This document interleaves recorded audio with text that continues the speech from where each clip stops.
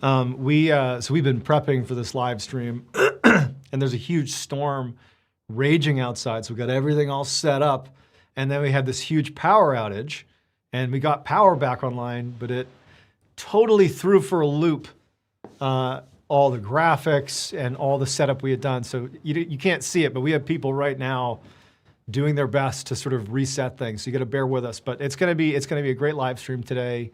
This is an important live stream today. I'm going to get into sort of the messaging behind what this is and why we're doing it.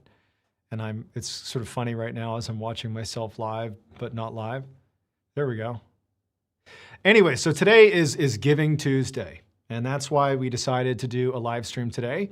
And for those who don't know what Giving Tuesday is like the philanthropy day of the year.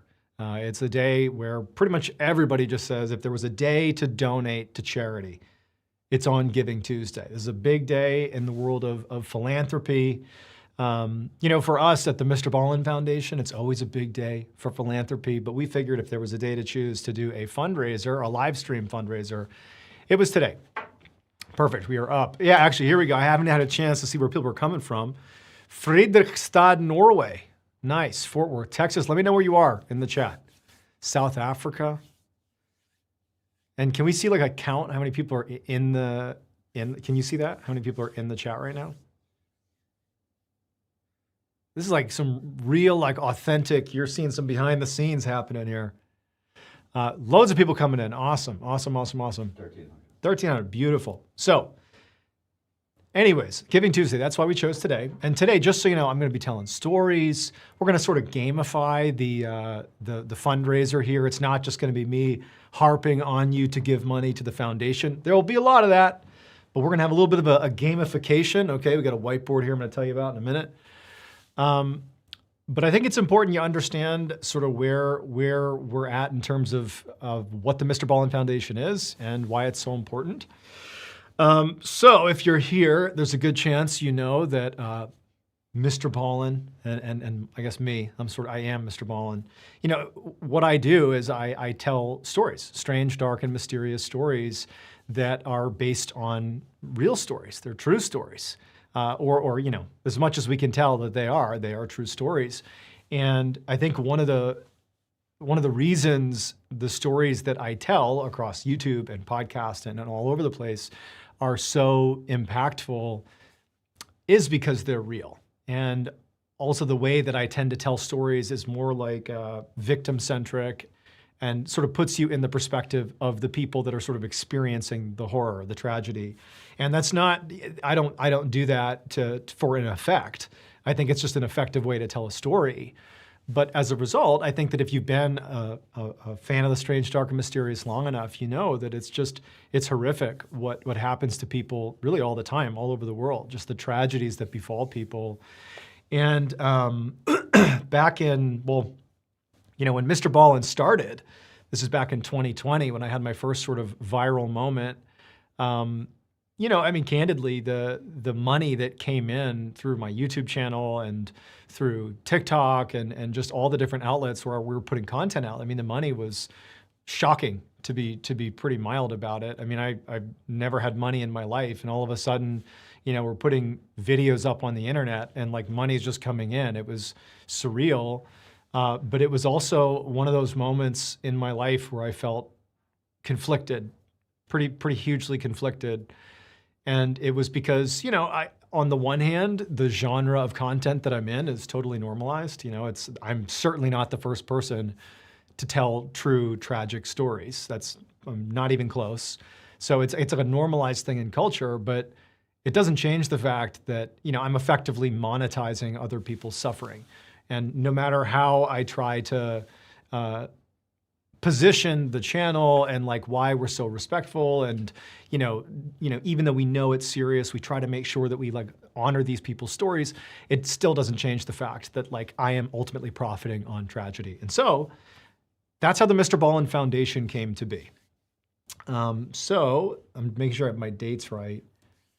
In early 2022, so this is basically like a year solid of being MrBallen, I finally decided that it was going to be a necessity, frankly, for me as a person, and also for our team at Ballen Studios, to have a philanthropy arm that is not just a little thing, but sort of a prominent aspect of the MrBallen enterprise.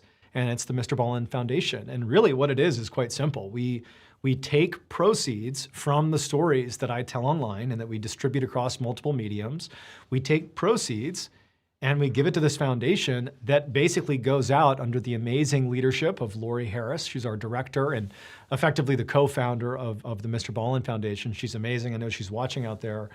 She goes and literally distributes not only financial resources that we've raised, but she teaches and she advocates and she speaks, and she goes and she helps honor and support victims of violent crime and their family.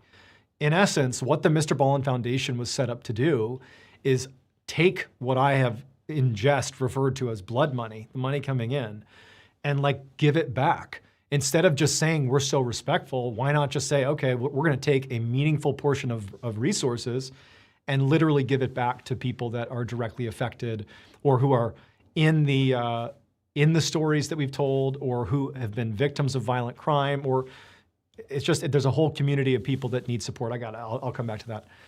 So the MrBallen Foundation is literally that. It's our best attempt at making good on the responsibility that I think this platform creates. So that's the MrBallen Foundation. And to date, we have raised and actually distributed over $1.6 million to victims of violent crime and their families. Again, all under Lori's leadership. And it's something that we're incredibly proud of, and we want to continue to raise that number. And so today, on Giving Tuesday, if there was ever a time to give to the MrBallen Foundation, it's now, because we have a little bit of a game that we're going to play to help increase donations. So ideally, we've never done a live stream fundraiser. We've never done this, so we don't really know what to expect in terms of, I guess, how much we'll raise, but we're sort of setting a mark of $25,000 that we hope we can raise on this live stream and across Giving Tuesday. Right now, if I'm not mistaken, you can go to the link that's likely in the comments. Is that where it is? Is it pinned in the comments? And there's different tiers of what you can donate at. But here's oh, look at this. You got that. So there's 4 tiers. For the first tier, what are the perks of the first tier? There's no perks. You just feel good about yourself. Tier 1, you're just I feel good. That's the perk of tier 1. But tier 2, this is where it gets really exciting. So with tier 2, I believe if you go on the website, there are specific things you get. But in terms of this live stream, I will shout you out, and there's somebody I need to shout out here in a second. You're gonna get a verbal shout out, get the respect that's due. And then tier 3, you get all of tier 1 and 2, and you get written on the board. Okay, for those of you that maybe remember when I used to do TikTok live streams, there we go, we're writing on the board for tier 3. And then tier 4, you get all the advantages of 1, 2, and 3, and you get your name written on this shirt. And the top donor, and it's aggregated, the top donor on this live stream will be sent this shirt that will be signed by all the people who are so kind. But no matter what tier, no matter how much you donate, today is a great day to give. And also, last thing before we get into stories and more me telling you to donate, I'll get to that in a second. Our charity, or the MrBallen Foundation, your donation goes out the door. There's not huge overhead pulled off of it. If I'm not mistaken, and I haven't checked this in absolute recent times, but we're 100%. Unlike the vast majority of charities, and I'm not trashing other charities, if you donate to the MrBallen Foundation $1 will go out the door in support of our cause, which is to honor and support victims of violent crime and their families. That is incredibly rare, and it is because Ballen Studios contributes a lot of money to the foundation to ensure that your donations literally go to the cause. We want it to feel that way and be that way, that you're not just giving money and 80% of it goes to overhead. No, your money is actually going to these people that desperately need it. So on that note, and I'm gonna tell stories, you wait. I have a couple already, some shout outs that we need to give here. Tracy Tarosky. Is this a tier 2? Tier 2, Tracy Tarosky. Thank you for your $100 donation. April Kleinfelter, 200 big ones. Thank you very much. That puts her in the tier 2. A couple of tier 2ers. Very cool. So, and there we go. Okay, so anyway, so how's this gonna go? I actually want to give you, I'm gonna tell a couple of like pseudo stories, and I only say that because we don't have that much time. I have one sort of full length story, and I have several sort of smaller stories that are all, connected to the foundation, but I want you to see like the literal impact of this charity, because I'm gonna tell you some of these stories, and people in these stories have been people that we have supported through the charity. So the first one I want to mention, it's a quick one, but it is the story of Jesse Blodgett. And in fact, it was Jesse's story that ultimately really became the catalyst for the foundation to go from just being something we had created to being something that actually did stuff. Because we kind of conceptualized of the foundation in early 2022. It was not until June of that year that Lori had done all the legwork to get it fully established, built it out, and so it was ready to sort of support. And in June of 2022, we made our first contribution from the foundation to Jesse's father and his wife's foundation, the Love is Greater Than Hate Project, which they started as a result of what happened to their daughter.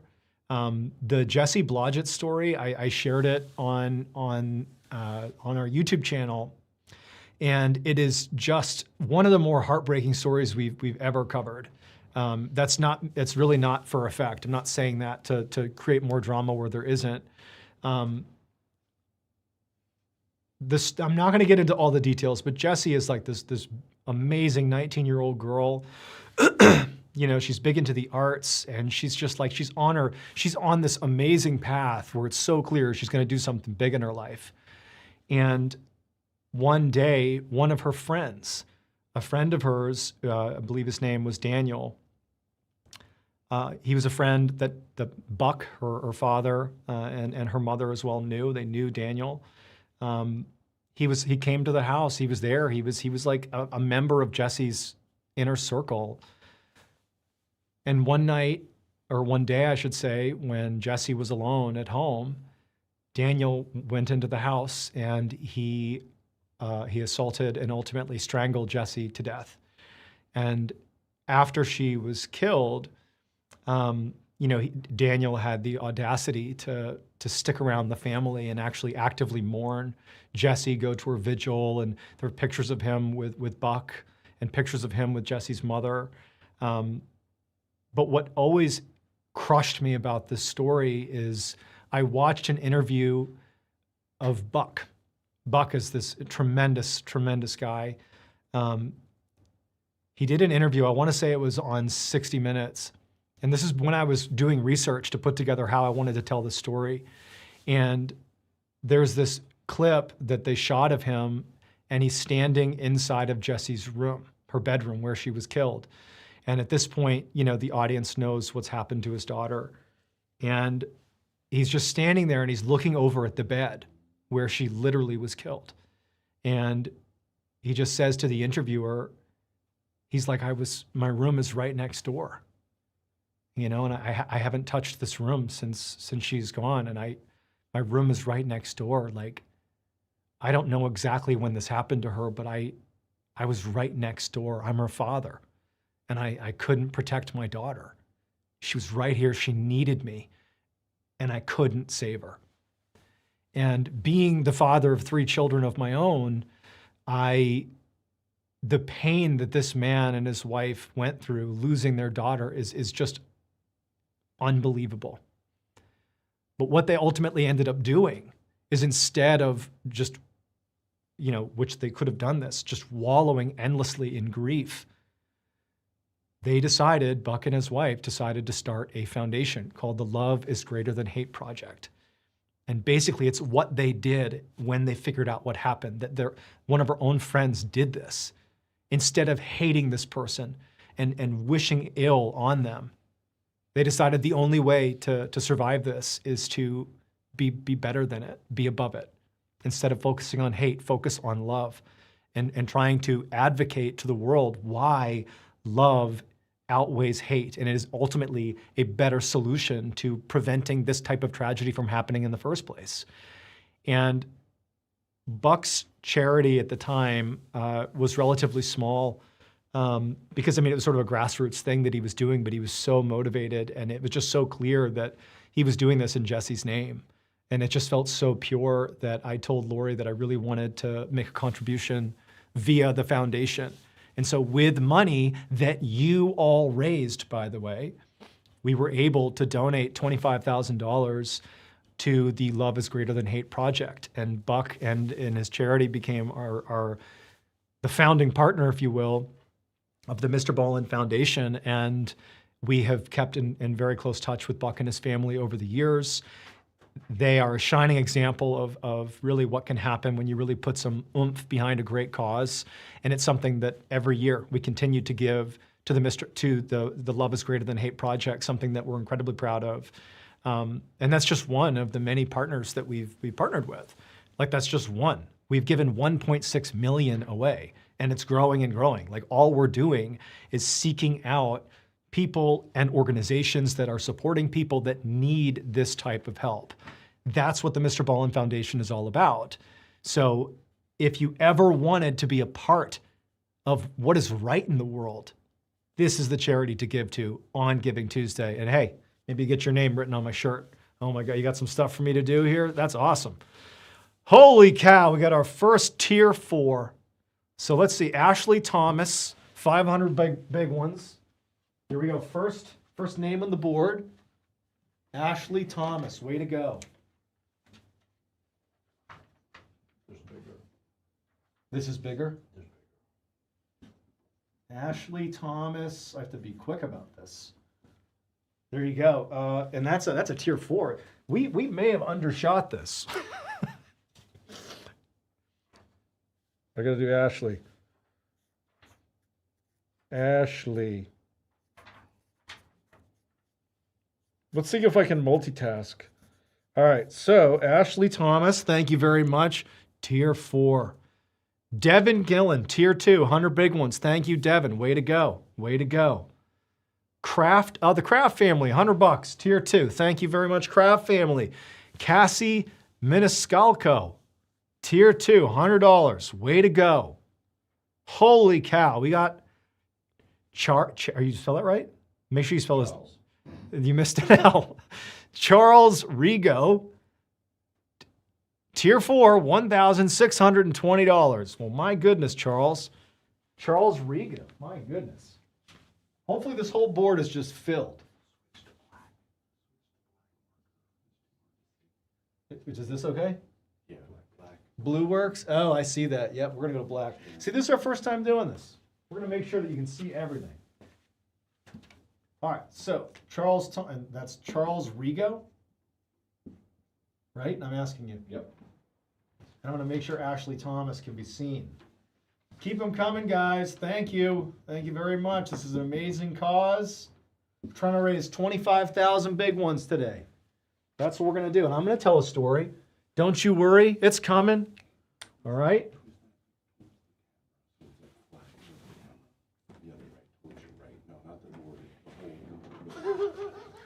Here, you want to just do it?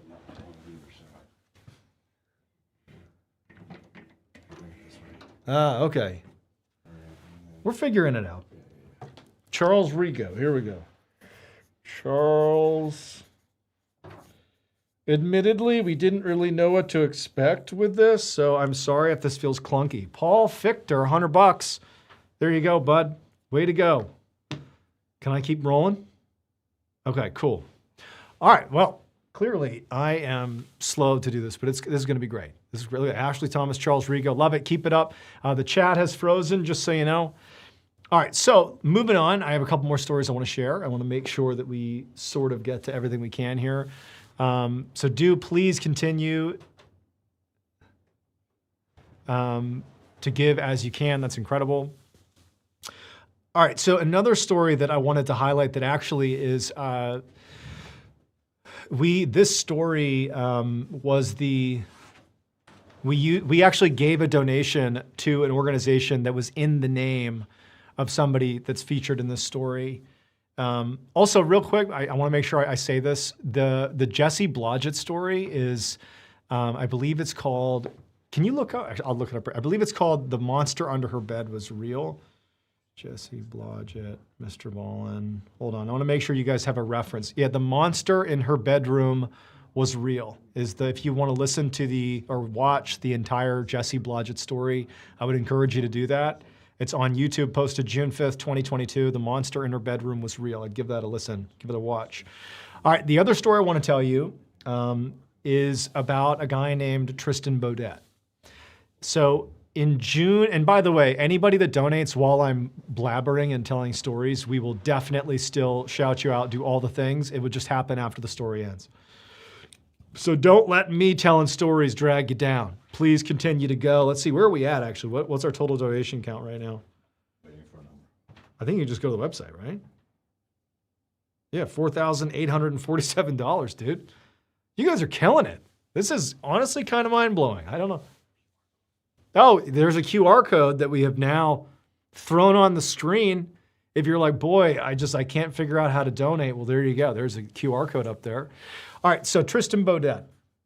This story is another one of those like real tearjerkers. And we ultimately, in Tristan's honor, made a donation to experience camps, which I'm gonna get into that at the end of this. You see why we gave to them, but this one's brutal. They're all brutal, but this one's pretty brutal. So in June of 2018, there was a 35-year-old guy named Tristan Baudet who was living in Orange County, California. He was married to a woman named Erica, and they had two beautiful daughters who were 4 and 2 years old. And Tristan was really not so much an avid outdoorsman as much as he was a person who loved being outdoors, whether it was just a casual day at the beach, throwing a Frisbee around, or like going camping, or just being outdoors was what he loved the most. And when he had children, all his friends or people in his circle immediately could tell that his girls, his daughters, sort of became his sidekicks.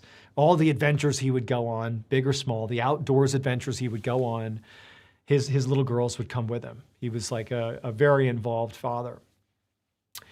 And so in June of 2018, Tristan and his wife, Erica, they were getting ready to leave Orange County and head to San Francisco, where they were going to move to San Francisco, and they were pretty excited about it. But it was like it was coming to the end of their time in Orange County, and Erica, if I'm not mistaken, she had a really big medical exam. It might even have been like the medical exam you take to be a doctor. I honestly don't specifically remember. But it was like there was this weekend in June. It was one of their last weekends in Orange County, and Erica had a ton to study for. She really needed time and space. And Tristan was like, well, I see an opportunity here. Why don't I, this weekend, take my beloved little girls and go camping for the weekend? And I'll go with actually his brother-in-law, Scott. And Scott had 2 sons of his own who were young as well. And he pitched it to Erica. He's like, hey, I'll take the kids. We're gonna go to Malibu. There's this amazing camping area, this like rugged sort of wilderness area that sort of sits back from the coastline. Malibu is a gorgeous part of the world, gorgeous. But this is like out in the sticks, like the rugged sticks of Malibu. And he's like, yeah, we'll be gone for the weekend. I'll be with Scott and his kids, and it'll be a great time. And Erica, on the one hand, was really thankful that that Tristan was willing to do that, because she really did need the time and space, and it's like stressful. They got a move coming up. She got this test. But even though she fully trusted him completely to look after their girls, anytime they had gone camping in the past, she had always been with them. So this is the first time that the girls are staying out overnight somewhere without her. And so it made her uneasy, but she ultimately said, totally get it, go for it. And so Erica watched as her husband and the girls packed up the car on that Friday, and then they took off. And she had every expectation that she would see them come right back home again on that Sunday. But that's not what happened. Tristan and his girls, they met up with Scott McCurdy, that's his brother-in-law, and his two boys, and they headed out to the camping grounds in Malibu. And when they get there, it's daylight. They go, they check in, and they're told where to go, where their actual campsite is going to be. And I mean, they're doing like real camping in the sense that, like, you know, it's just tent on the ground. You know, they're not looking for some lavish campsite. They just need like a slot, you know, for there to put their stuff down. But the place they were directed to, that they had gotten clearance to go camping on, was like right near the porta potties. And so it had high foot traffic, it kind of smelled bad. The kids were really not happy. And so ultimately, Tristan and Scott spoke to the director of this campsite, and they said, you know what, it's fine. You know, we'll kind of push you off to the outskirts of the campsite, because there's these other sort of way on the far side of the campgrounds where I'm sure no one cares. No one's going to book those spots. You can just go there. And so they end up moving to the very far side, the sort of the very outskirts of this campground, because there's plenty of spots that are in the heart of the campground. And it's perfect. You know, it's just, imagine some sparse trees and, you know, shrubs and a couple of clear spots for tents that are right next to each other. And as soon as they get there, you know, the dads get to work setting up the campsite and building a fire, and the girls and the boys are running around. They're all having a great time, and eventually they you know, it gets dark out, and the dads help the kids make s'mores, and they're cooking hot dogs over the fire. And it's like this really beautiful, just, you know, dad's dream in some ways, getting to go do something like that. I know for me anyways, that would be peaceful and just amazing to share that time with your kids and your family. It got late eventually, and it was time to go to bed. And so Tristan tucked his two girls into his tent, and Scott tucked his boys into their tent. And after the kids were asleep, Scott and Tristan would stay up late, just a little bit later, sitting around the fire. And, you know, Tristan was spoke about how excited he was for the move to the Bay Area. He spoke about how proud he was of Erica. And it just was this, you know, Scott didn't realize it, but it was the last interaction anybody would have with Tristan. About midnight or so, the men said goodnight, and, you know, they had plans for, you know, the next couple of days to enjoy camping and whatever else they were going to do. And Scott, he recalled getting into his tent, and the opening of his tent faced the opening of Tristan's tent. And he remembered, you know, Scott got into his tent and he's looking out, and he actually saw Tristan climb into his tent with his girls and zip it shut. Like that was his final thing he saw. And then Scott went to sleep with his boys. And then a few hours later, probably like 4 a.m, so it's still dark outside, Scott woke up to a loud sound, and he couldn't really place the sound, but it was loud. It's like a banging sound. And, you know, he's sort of taking stock of what's happening, and he starts hearing the sound of a child crying. And it's not one of his boys. His boys are fast asleep next to him.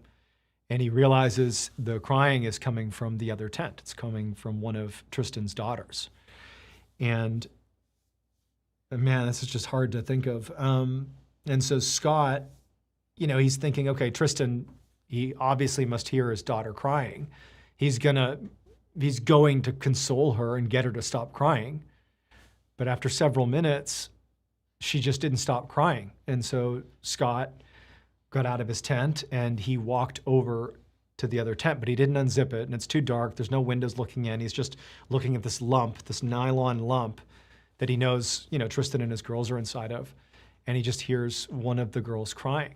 And he can also tell the other girl is also whimpering, but not as loud. And Scott, you know, he's just standing there wondering what he should do. And finally he just goes, "Hey, Tristan, you need to wake up. Like, wake up."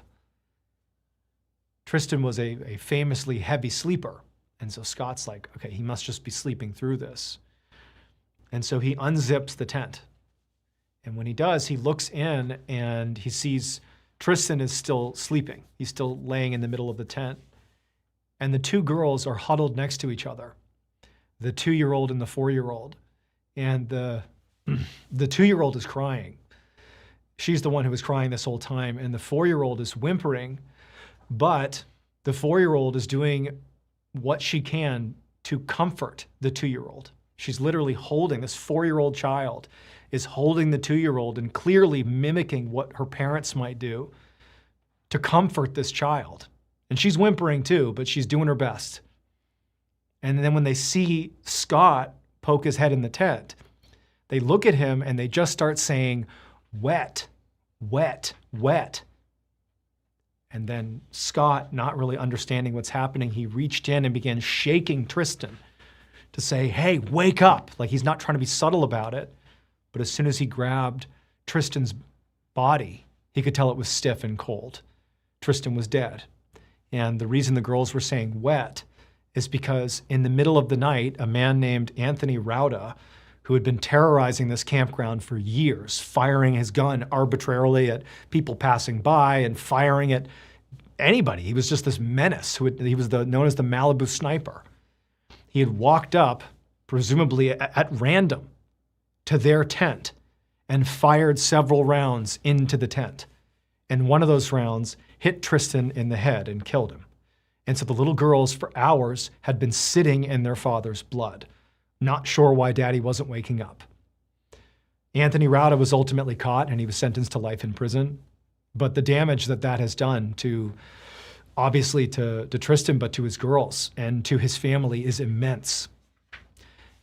Those little girls are going to have a deep-seated trauma which will never go away, ever. And there is an organization called Experience Camps that existed before this. They're an incredible organization, and they are quite simply a place for children who have lost loved ones, like a place for children whose parents have died or a parent has died or a guardian has died, children who have lost the thing that really tethers them to the world. This is a camp for them. And we made a donation via the MrBallen Foundation to Experience Camps on behalf of Tristan Beaudet and his family for $25,000. And I actually, just this year, I attended a camp, an Experience Camps in Maryland. And I met with 20 or 30 of these incredible kids who, the really incredible thing about Experience Camps is all these kids. And by the way, there's a waiting list like you wouldn't believe to get accepted into these camps, and it's all taken care of. The kids get to go to these camps, but there's so many kids who need it. There's a huge waiting list. The thing that was really striking about the camp, and it's an amazing, amazing organization, is it's normal that your parents are dead, or that your mom or your dad is dead, or your sister's dead. That's normal. In their lives, their normal lives, kids like Tristan's children, no one knows how to talk to them about that. It's like a subject that how could you possibly breach? You know, believe it or not, children who lose a parent or who lose a loved one, in a way, they become targets for ridicule, believe it or not. It's because other children, they don't know how to interact with them. They don't know how to do anything. It's so beyond their comprehension. But at Experience Camps, which is a week-long stay-away camp, it's the norm. And it allows these kids who never have a chance to do it to just be normal for a couple of days. Yeah, hey, my dad's dead. Is your dad dead? Yeah. It sounds totally morbid. But it's the only way these children can even begin to process the grief they've experienced. And so we thought, and it was because of Lori finding this camp. I did not find Experience Camps. It was Lori's doing. And she's attended several of these camps and spoken at them and met many of the kids. That what more fitting a place to send your all's donation money than Experience Camps in California in Tristan's name. And as far as I know it, his daughters will be slated to go to the camp if they haven't already. So that's something that you all have contributed to. And I'm not kidding, there is a wait list for children who need this in their lives. But Experience Camps doesn't have enough money. Experience Camps doesn't have enough locations. We can change that. Giving money to the foundation, that's one of the places where we will put your money, is to expand Experience Camps and give more children a chance to grieve in the way that, frankly, only Experience Camps can give them. So on that, there's probably a whole bunch of stuff that I need to do now. So please, if there's something you want to give to, we've got a whole bunch of shout outs we got to do. Here, actually, just hand them over to me. I'm going to just read them off. All right, here we go. Thank you for keeping up the donation stream as I was telling that story. All right, Joseph Cummings, Tier 2. Thank you very much, Joseph. Paul Peterson, Tier 2. My man, thank you. Valerie Wilds, Tier 2. Thank you very much. Angela O'Meara, Tier 2. Very nice. You can just do double-sided, probably. LK, $100, Tier 2. Thank you very much. You guys are awesome. Just coming in hot. Dasha Litvin, not exactly sure how to say it. I think I did it right. Tier 2, thank you so much. Getting into some higher tiers here. Danicella Taveras, that's Tier 3. Danicera Taveras, so you get added to the board. Danicella Taveras. Probably butchering that. Danicella Taveras. So for those who entered late or who came to this late, if you donate at Tier 2, you get a verbal shout out. Tier 3, you get verbal plus board. Tier 4, there it is.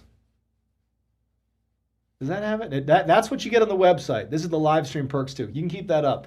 Tier 4, you get personal shout. You get a shout out, you get a board, and you get a shirt. A little writing on the shirt. There you go. Danicella, look at this. Look at us raising money here, guys. It's Giving Tuesday. Please give. Danicella Taveras. Look at this. Oh my goodness, you guys are killing it. This is unbelievable. Danicella. You know, writing on your own shirt is actually a lot more challenging than it appears.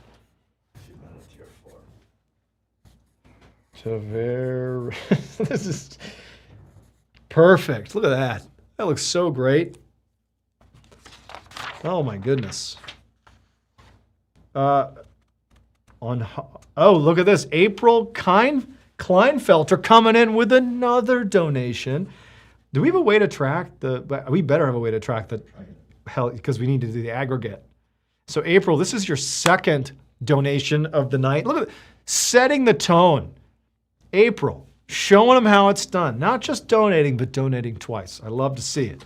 April, you just gave $500 on top of your 200. That's wild. So April Kleinfelter, you go to the board. Boom. I used to do this on TikTok, but it was like, I forget what got you on the board. It was like a weird process I developed. All right, April, thank you very much for your second donation. Kleinfelter. Where are we at in terms of total? We got to be getting into the 10K range, I bet, which is insane. Pretty sweet. And of course, April, you have the longest name. It's going to be difficult to put this on here. Let's see. April. I'm sure a smarter way to do this would have been to have the shirt on the table and I sign it and then we give it to the top donor, but that's not cool because you got to see that it's real. Klein. So while I'm doing this, I'm going to share another story that has nothing to do with the foundation, but it's about me. So I don't know if you guys knew this or saw this, but I was recently in the hospital. Mark and Nina Painter coming in strong, Tier 4, $500. You kidding me? Mark and Nina Painter. So I was in the hospital. Mark and Nina, you're the best. Thank you. Nina. I guess I can't really multitask that well. So I have atrial fibrillation, so AFib, or I did. About a year ago, I felt this weird thing in my leg and thought I had a blood clot, and I panicked, and I went to the ER, and they quickly ruled out a blood clot. They were like, you simply don't have a blood clot in your leg. But as I'm in the ER and I'm hooked up to all monitors and stuff, just checking my vitals, I hear all these alarms going off in the background, and I was like, oh, that's weird. Like in the triage room, everybody else got problems, not me. And it turns out the alarms were going off for me because of my heart rate. My heart rate was like 160 beats per minute, and I'm just like stationary sitting on the bed. I didn't even know. And the doctors came in and they're like, hey, you don't have the blood clot, but you are 100% in AFib. This is in October of 2024. And I was like, what is that? And they're like, you don't feel your heart? And I was like, actually, I kind of do. I feel my heart racing.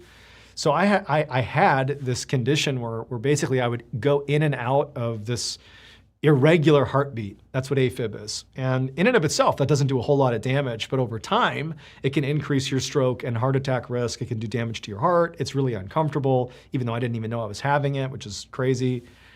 For a year, I've been on medication. I've been seeing my cardiologist, getting testing, trying to correct this thing on its own, like with medicine, I should say. But none of it worked. And so I went in for a procedure. Christina Warner, 500 bones. Christina, killing it. Thank you, Christina Warner. So I went in for a procedure called a PFA. PFA, I'm probably going to write PFA if I'm not careful. It's crazy if you have never heard of it. It's considered like this routine procedure where they put catheters in through your groin, into your arteries, and they run those catheters up into your heart. And then the tip of the catheter, once it's literally in your heart, it maps the interior of your heart and it looks for areas where additional arrhythmias, irregular heartbeats are being sent into the heart. But they can only see it once they're in your heart. So they're in your heart mapping, looking for these areas where there's problematic areas. And then they send this pulsed field ablation, PFA, pulsed field ablation. They basically blast that part of your heart with this catheter, causing the tissue to stop doing it. And so they basically blast the whole interior of your heart wherever there's these arrhythmias coming in. And then they check while you're under general anesthesia. They make sure there's no irregular heartbeats and they pull the catheters out and they're like, all right, you're good, you're done. So I had that procedure done. Pretty stressful, gotta be honest, but it went great. However, and then this is the real story. That's not even the story. Christina Warner.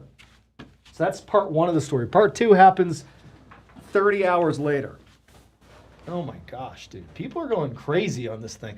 I gotta be honest, I didn't know what to expect. You guys are surpassing my expectations. I guess that's bad on me for thinking that you guys wouldn't come through. We're already almost at $10,000. Totally insane. I've only done like 4 names. We gotta speed this up, dude. All right, so anyways, I come back from the hospital on, this is a week ago Saturday. Sorry, Friday night. And, you know, I'm sore from the insertion sites. I got gnarly bruising and stuff. Thank you again, Christina Warner. Oh my God, Jason Dyer, 1,000 bones? My goodness, Jason Dyer. So Friday night, or Thursday night, nice. Thursday night, I come home from the procedure. I know I said Saturday. Thursday night, home from the procedure, and I'm supposed to go get Eliquis, which is a blood thinner. I'm supposed to go pick that up the next day. So Thursday, I do the procedure. They're like, yo, Friday, go to the pharmacy, get your blood thinner because you are at an increased risk for stroke. And so I get home Thursday night, I go to bed, I get up, and I forget to go to the pharmacy. I take medicine for my heart all the time. Like I'm so on autopilot. I just sort of forgot that I had to get new medicine to add to the regimen, and I didn't realize it until halfway through the day. And so I rush to the pharmacy, I get the Eliquis, the blood thinner I'm supposed to be taking, and I'm like, well, what do I do? And I looked it up. You can't just double up on blood thinner. You can't do it. It's risky to do that. So I basically just took the evening dose. I basically missed the morning dose the day after my surgery, which means I hadn't taken Eliquis for 24 hours. Like I took it Thursday night, and the next time I took it was Friday night. I missed that morning. And I'm like, I'm okay, everything's fine. Next morning, Saturday morning, I wake up, I take my Eliquis in the morning along with everything else, and I'm having a normal day. And then all of a sudden I have this aura that appears in my vision, this like multicolored half moon in my vision. And I initially thought I had looked at a light for too long. And you look at a light and you look away and it's like the after image in your eye. But I'm like realizing it's not clearing in my vision. And then on my right side, my vision began to blur and I actually started to not be able to see on the right side. Like my peripheral vision from here over is gone. And I'm thinking I'm having a stroke. Like the right side of my body is shutting down. And so if you don't know what a stroke is, it's like when a blood clot gets lodged and it cuts off circulation to your brain. And the longer it cuts off circulation, the more disastrous it can be for you. So in theory, if I'm having a stroke, the visual cue that I'm having here is, okay, your circulation has been cut off to your brain, and like you need to fix it immediately or else more damage is gonna get done. So my wife rushes me to the hospital. I get a CT scan done with contrast. I start having this blinding headache. I go through the whole stroke protocol. My symptoms clear. I have no deficits or anything. I end up staying the night at the hospital. But they're like, look, we don't know what happened. Like we think it was a mini stroke maybe, or also this thing called an ITA, which is like a mini stroke with no deficits. But they're like, you just gotta be mindful now. You know, you don't have any symptoms now, but we're gonna send you home. And if it happens again, like you gotta come back to the hospital. So Sunday, I go home and I'm asymptomatic. I take a shower. I'm feeling like a normal person again, immediately, just having visual disturbances all over again. I start seeing that thing in my eye. Now the left side of my vision is going out, full panic mode, like complete panic. Go back to the hospital, back into stroke protocol. And ultimately they're like, dude, we already went through all the testing for you. We don't know if this is a stroke. We don't think it is. This might be a migraine, like an ocular migraine, which presents a lot like a stroke would. Ultimately, I was discharged and didn't stay the night because my symptoms cleared. But in essence, they're like, we think this was an ocular migraine, both instances. But then I went for follow-ups with my cardiologist, and they're like, no, your CT scan shows a reduction in blood flow to your brain. And so this could have been a mini stroke with no deficits. So in essence, I'm living with the idea that I think I'm okay, but I could have a stroke. So there you go. So you should just give max amount to the MrBallen Foundation, because you never know. You never know what's going to happen here. Anyways, Jason Dyer. I already said it, but thank you very much again for your $1,000 tier 4. Did I write Jason Dyer? I did not. Let's see. Jason Dyer. Let's get it so you can watch me do it. I'm going to need to be writing after the fact. Can we go longer than an hour? Because I think we're already running up against an hour. Jason Dyer. You guys are amazing. Jason Dyer. Actually, let's do a max. All right. Saro Bekvirdian. Saro Bekvirdian. I'll get you on the shirt here in a minute. Saro Bekvirdian. I hope I'm saying that right. I'll get you on the shirt in a second here. The Zollner family. Thank you very much, Zollner family.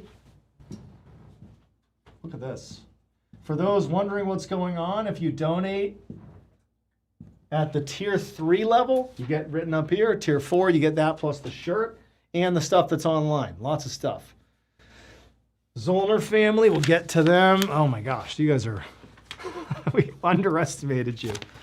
Riley Allred. Riley Allred. Thank you for your $500 donation, Riley Allred. We'll get you on the shirt here. April, another $1,000. My God. Times 3. April Kleinfelter, single-handedly driving this thing through the roof. Also, Charles Riga, you were up at like $1,600. So I think between you and April, you've got to be the top donors at this point.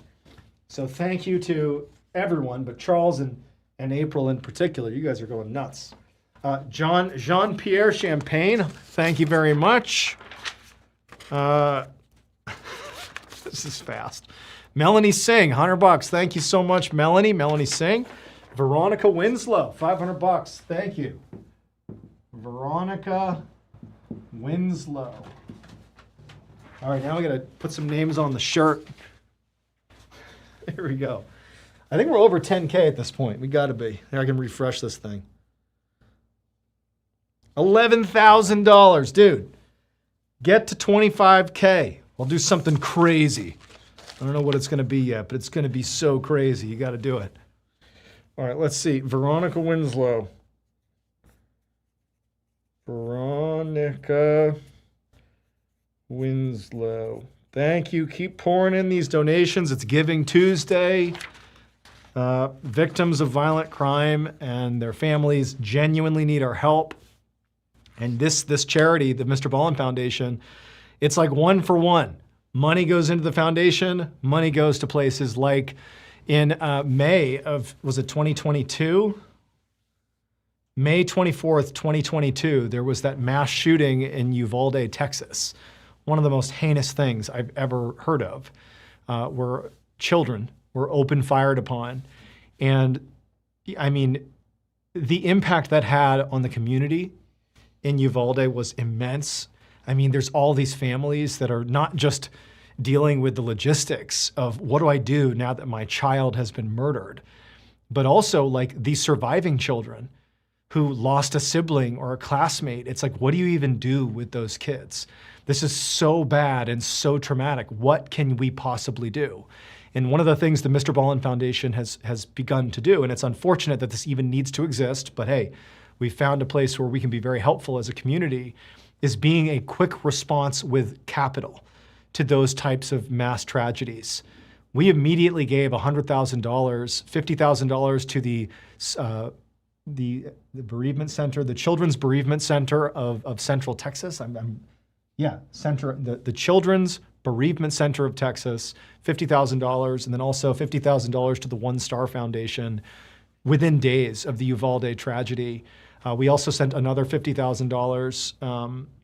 We've been sending more money to the bereavement center, but the bereavement center, they had this influx of all these children that like they didn't even know what to do with them, but they all needed help. They needed support. The families needed support. And so the funds that have been raised that went to the foundation that you all helped raise, it helped those families when they desperately needed it. And we're still sending financial support to Uvalde to support those families and those organizations.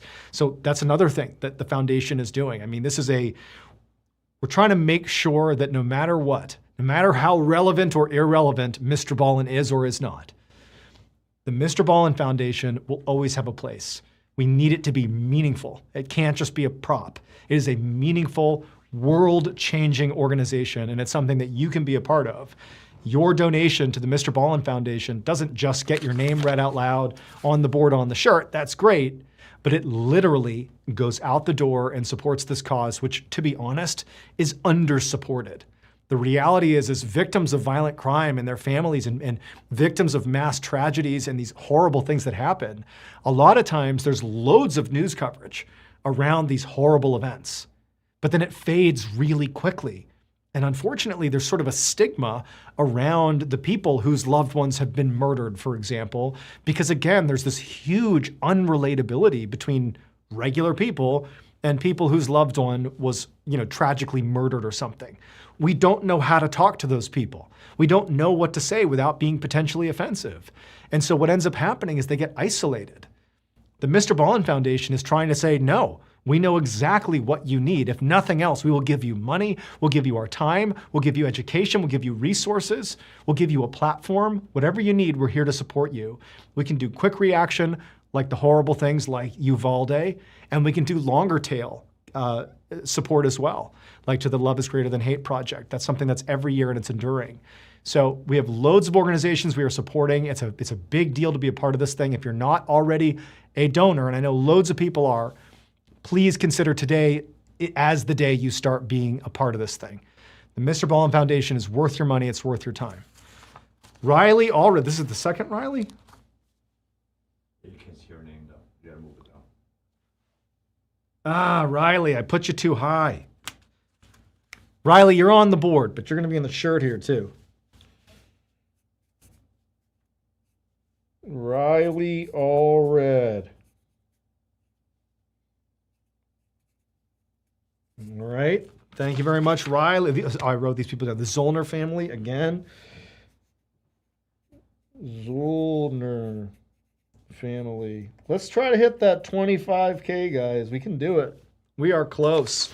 If you're on the fence about giving, again, consider the fact that the reality is, if nothing else, most charities, as much as they say your dollar goes to the cause, they don't necessarily have the financial backing from some third party or something to truly make that a reality.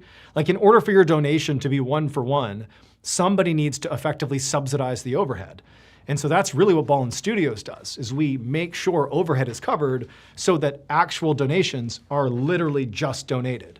And so again, on a Giving Tuesday, when you're thinking about where to put your money, even if you don't really understand what we do, it actually just goes to people who need it. That's where the money goes. And we are fully transparent with financials. It's all available to you. This is no act. It's really how we roll. And that's because we have an amazing leader in Lori Harris, who's a veteran of the charity space. She knows what matters. She's all over the world speaking, advocating, meeting people that we have given grants to, building up this organization so that it continues to thrive, frankly, in a messed up world, no matter what's happening on the content side. Saro Beckverdian.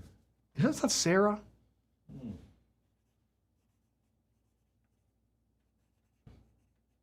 So please keep them flowing. And if you don't know, you can just click the donate button. You got more over there to do? Mark and Nina Painter, 500 Painter. Mark? Oh, they already did that. They already did a Mark and Nina. You didn't put them on board. Mark and Nina Painter? I think I did. No, I didn't. Good catch. And Riley Allred is cut off. We got to put her down here.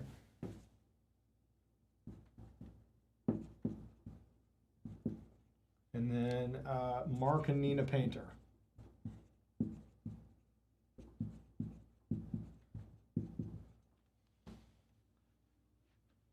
Okay, look at us, moving right along here. Any delinquents? Okay. How about some questions? If you have a question, throw it up in the chat here. And while you're doing that, oh, I have another one I want to share. So this one, we didn't actually give any donations or anything, in these people's names.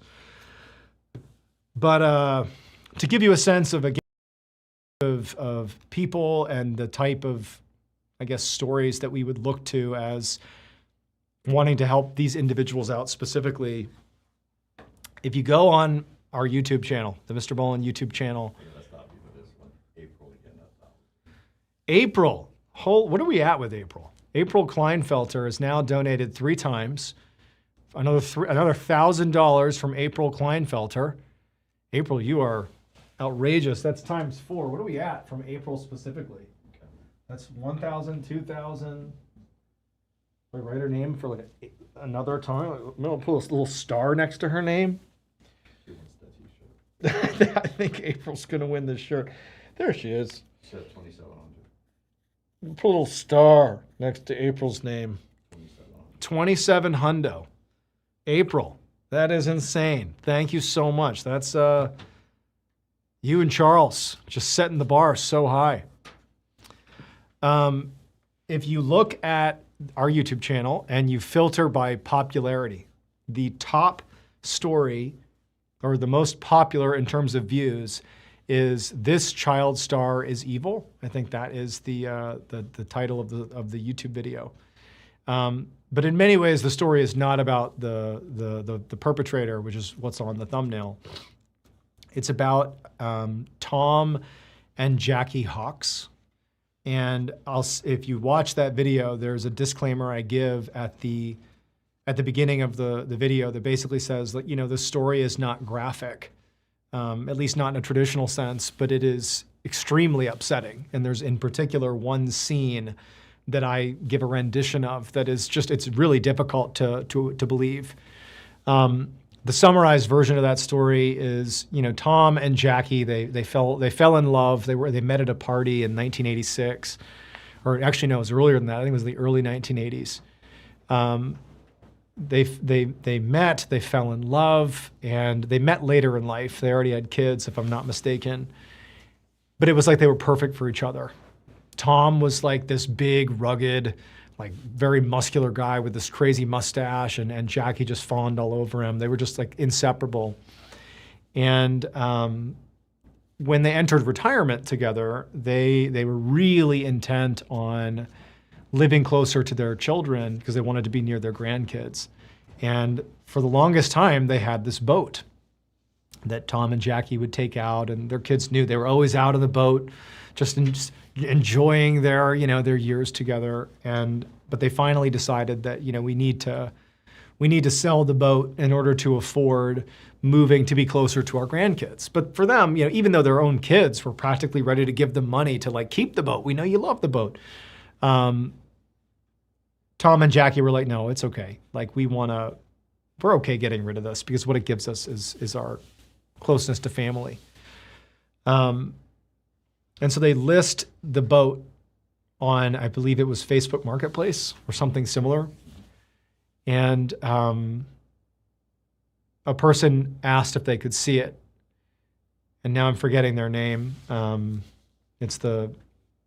we don't even need to speak their name. This person, this evil person, said they'd like to look at the boat.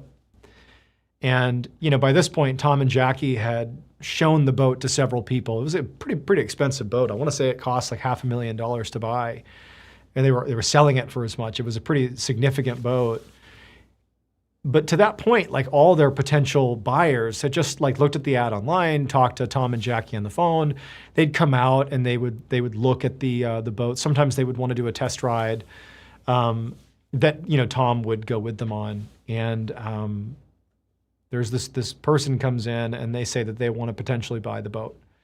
And so Tom and Jackie didn't have a buyer yet. They met them at the marina, and like usual, the potential buyer, they wanted to test drive the boat.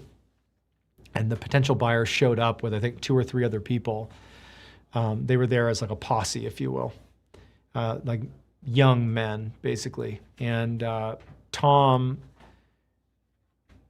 in the confession later on, Tom was clearly apprehensive about going out on the open water with these people for no other reason than he just had a bad read. And he actually tried pretty blatantly to not do the test drive. He didn't want to go out there with Jackie and be alone out there with them. I mean, Tom, he can handle himself, but he was just worried about it. But ultimately, the potential buyer was really pushy, and they decided to go out on the water. And so they're out on the water and they're putzing around, and then at some point, the potential buyer, the evil person, and their henchmen attacked Tom and Jackie. And they put them down in the bedroom down below, and they were bound and just being held there. And the perpetrators would later say this is how we know this stuff. Tom and Jackie were just talking about how much they loved each other and how much they just wished they could see their grandchildren again, or their children. But it was also pretty clear that they thought there was a good chance that this was just a robbery. And they knew that it was serious, but they figured, maybe they just let these people take the boat. We're not going to press charges, just let us go, And at some point, the lead perpetrator basically went down there and said, we can't just let you go. We're taking your boat, but we can't just let you go. You're a loose end. And Tom and Jackie pleaded with them. Tom especially just said, please, you can have this. I don't need it. You can have the boat. I just want to see my kids and my grandkids. I have no desire to pursue you in any way. I just want to live long enough to see my kids. But the perpetrator and the henchman didn't care. And so this is the scene, and I'll warn you, it's just horrible to think about. They brought Tom and Jackie out onto the back of the boat, and they're out way offshore. And they had pulled the anchor in, and they had unspooled the chain of the anchor. So there's a whole bunch of slack to the anchor. And they handcuffed, as I recall, Jackie and Tom to the bitter end of the anchor. So the farthest from the actual anchor itself. So there's loads of slack between weight and them. And then Tom and Jackie understand what's about to happen. They threw the anchor into the water. And then over the side, you just hear that sound of the chain link rubbing against the side of the boat, the clicking as it's descending deeper and deeper into the water. And Tom is still pleading with them to stop this, stop the anchor, don't let this happen. We'll give you whatever you want. But the perpetrator and the henchman just stood there and watched and laughed, in fact, until finally the slack of the anchor yanked Tom and Jackie, who were back to back, over to the edge of the boat, and their body wedged up against the side of the boat. That even though there's all this weight pulling them up and over, they're sort of wedged. And Tom saw this as a chance to kind of grab the boat itself. And so he's holding the boat, whatever he's grabbed onto, and his body and Jackie's body are anchored. They're held, pinned up against the side of the boat. And for what must have been several minutes, at least the way it was described, Tom and Jackie pled for their lives. And the perpetrator and the henchman laughed and just watched and didn't do anything to help them. And eventually, when Tom was so weak he couldn't hold in any longer, he and Jackie said their goodbyes to each other, and then fully alive and not wounded in any way, they were pulled into the ocean and pulled down to their deaths. I can't imagine a much more psychologically horrible way to go. But when they were ultimately recovered, they did die from drowning. Their lungs were full of water. I say that story to give you, we didn't actually give anything specific to that story. But I mean, can you imagine the impact that had on Tom and Jackie's family, on those kids who'll never see their grandparents or their parents again?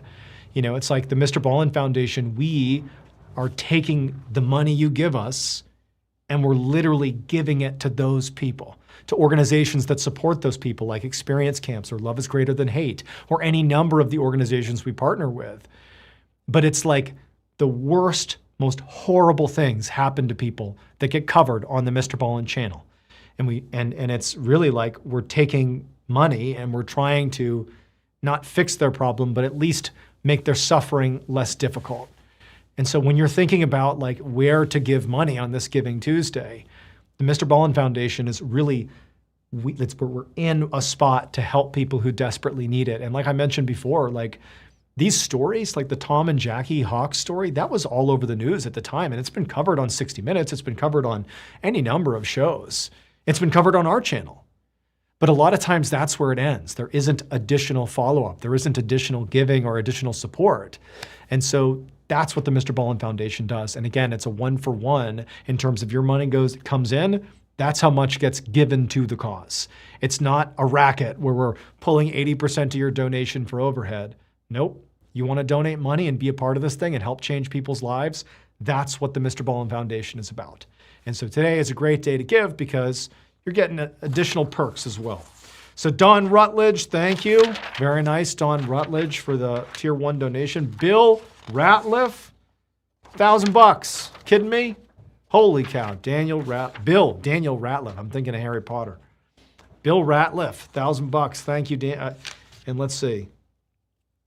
Yep, shirt. Bill Ratliff. All right, so we are nearing the end of this stream, and we're at almost $15,000.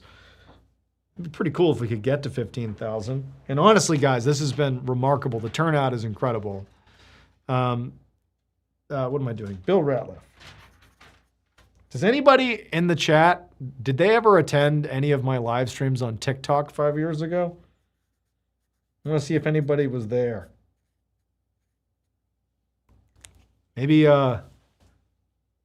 April Kleinfelter is just so excited because she's reliving the TikTok live stream days. Bill Ratliff, thank you. Yeah, the QR code on screen, you can donate there. Click the comments, the pinned comment, you can donate there as well. But this is really incredible, guys. The turnout for this, I got to be honest, we didn't know what we'd hit. This is already candidly exceeding expectations. $13,887. That's incredible. You guys are amazing. Let's see if we can just hit 15K. So if you're on the fence right now, you can hit the high water mark. That would be really cool to do. This money is going to literally people like, that I've told you about, the stories that I've told you about here. Hold on, I'm making sure total of money.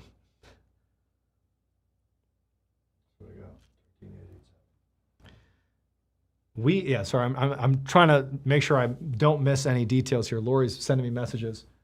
Anyways, we're at 13,800 something or other. We're doing great. If we can hit 15K, that would be amazing. Let's see if any, I found you on YouTube like 3-4 years ago. How many people are in the stream right now? I've been here since the TikTok days. Amber Faust. 1,600. Again, hey, top donors again. We have Jason Dyer, Bill Ratliff, Charles Rigo, April Kleinfelter, our top donor.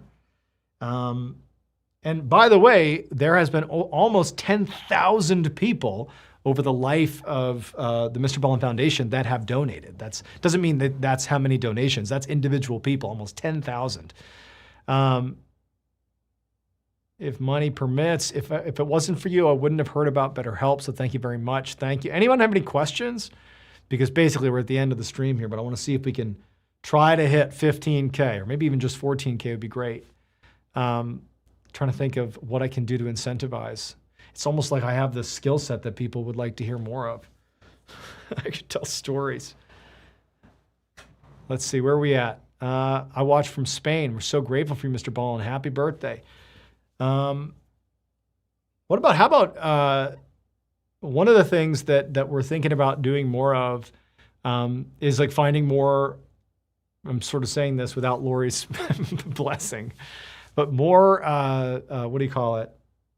Oh my God, what's the volunteering opportunities? It's something I know Lori had talked about, and it's hard to finagle volunteering opportunities, mostly because you do sort of need to institute some level of structure. But you know, this right now is the first fundraiser we're going to do. Hopefully, we'll do many more. But we really want the MrBallen Foundation to like really sort of become more prominently integrated with not just like the channel, but like with me. You know, I went to the experience camps in Maryland with Lori back in, I think it was August, and it was just incredible. And I think that more than just contributing money, which I can tell you for the folks that have done it today, I can't thank you enough. Getting to see this stuff firsthand in a way, and seeing the people that have been affected, and seeing what the volunteer. April, another $500. Did you see that? April Kleinfelter. Yeah, Lori, she just texted me and she was saying the volunteers, right? A little play on that. That's a pretty clever thing. But we want to find ways to like integrate, not just like you as viewers and potential donors and us as like the organization, but actually bring us all together. I feel like what we have, and I'm saying this with some level of confidence, the community, the strange, dark, and mysterious community is a rare thing on the internet to have such a supportive community. And it's really what gave me the confidence to launch the MrBallen Foundation to begin with. One, I knew with Lori, we would have an incredible leader who knew what she was doing because she really was given no structure, like build this from the ground up. But you all, the fans of the strange, dark, and mysterious is like one of the most collaborative, supportive, and wonderful places that I've seen on the internet. It's sort of ironic considering the genre of content this is. But I think it might be because, you know, it's like we're watching these pieces of content, we're consuming this content with respect. And when we do things like this and we have a fundraiser to support victims that are sometimes featured in these very stories, like you guys have raised just in the last hour nearly $15,000. Like that's incredible. And so we really want to find ways to connect you all more with me and with the cause and the volunteer program. Look out for that. So stay engaged on the MrBallen Foundation website. I'm sure you can sign up for our newsletter. That's a great way to stay involved and look for those opportunities to volunteer. Paul Peterson, thank you for your donation, $100, Paul. Veronica Winslow, again, my goodness, Veronica Winslow getting a star. There's probably more people that have starred. You know, I'll star you on the board because the only star right now is April. Veronica Winslow. She's there. She is on there, right? Right here, boom. Veronica Winslow is my horrible star. Look at that. Okay, and now we're up to 5 on April. We've got to be over 15K at this point, right? Can you check? If we got Veronica Winslow again, this name, there's a way to say this, and it's so obvious. No, it looks like that. I can't. Oh man, I need to Google it because I've seen this so many times. What are we at? Siobhan, I'm being told. Siobhan Clabby. I want to say Siobhan, but that's not it. Siobhan Clabby, thank you very much. And I'm now getting word that we're way past 15K. We're at $18,000. Geez, we're almost at $25,000 here. Can we break 20,000? I mean, that would be incredible. I'll start just doing some Q&A. And hey, $18,000. Did you get April getting another Bill? That's a new one. Bill, what are you doing, man? $2,700, Bill. Bill and April are going at it. This is incredible. Bill, $2,700 on top of what I believe was a $1,000 donation from Bill. Bill, April. Bill, you're already on here. You're gonna get a star on here, dude. That's crazy. 2,700 bones. My goodness. Bill Ratliff. 37. Up to 3,700. So 3,700. And I think, April, you got to be at least in the several $1,000 range. This is wild. Wow. Are you going to have a third graphic novel from Lillian Faust, 9769? You betcha. You betcha we are. What if I told you it's already done? And we're just waiting to... Bill, you are now in the lead. Holy cow. And also this is... Oh my gosh, dude, this is... Greg Pruitt, $100, my man, Greg, thank you very much. Wow. All right, let's see some questions here. Would you consider a series teaching storytelling? From Samael Black 8107. You know what? I'll give you some, well, this is not unsolicited. It's sort of solicited. Somebody asked me when I was at Comic-Con a couple months ago, like, what is it that makes a really good story?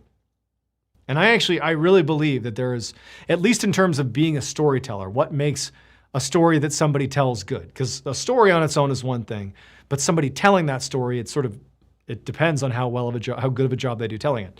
And I said that if there was one piece of advice I would give, and this applies, by the way, not just to like literally if you're like, oh, I'm going to tell a story to my friends or something, but if you're doing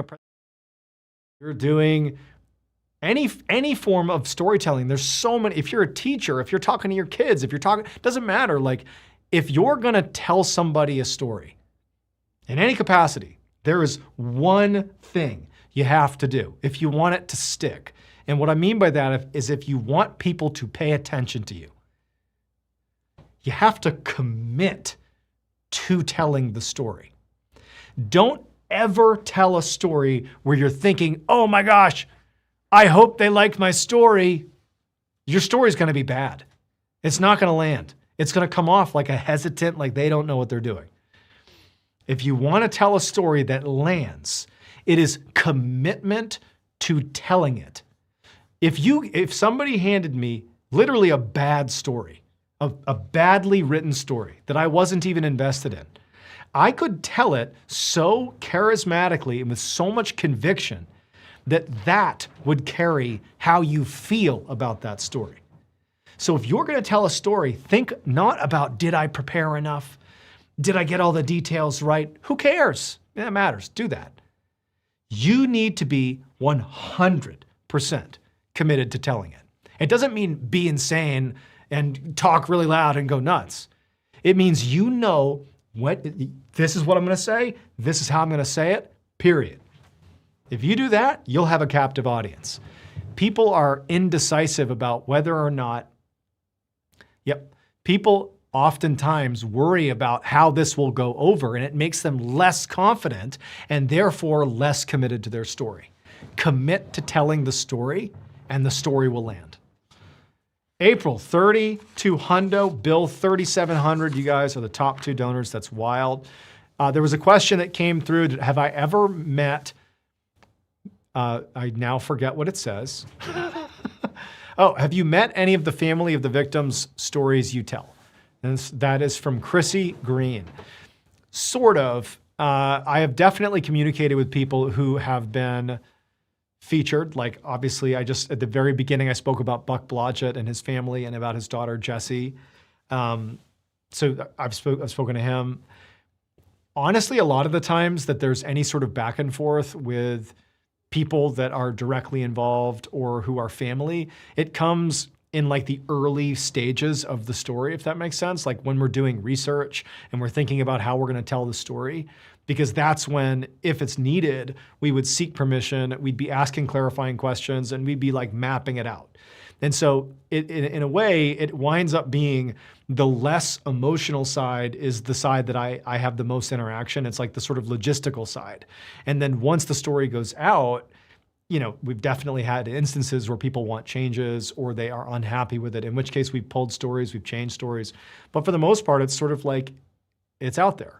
One story that really had a huge impact on me, and keep those donations flowing, we're getting close, is I told a story about September 11th, the terrorist attack on September 11th. And this was a couple years ago.